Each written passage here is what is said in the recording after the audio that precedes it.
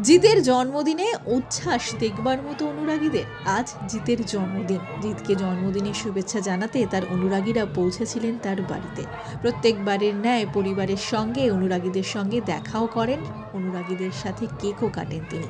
একের পর এক বহু কেক কাটতে দেখা গেল জিতকে, সঙ্গে তার 2 সন্তান, স্ত্রী এবং পরিবারের সদস্যরা।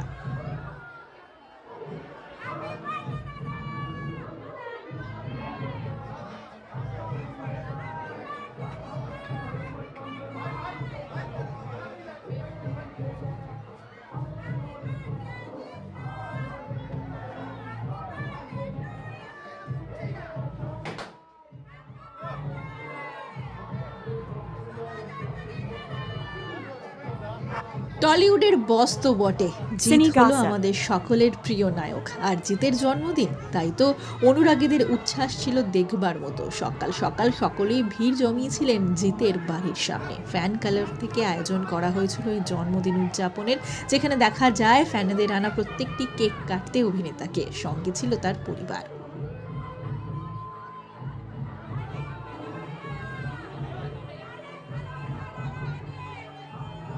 বাংলা সিনেমার পাশাপাশি অভিনেতা এখন কাজ করছেন হিন্দি প্রজেক্টেও।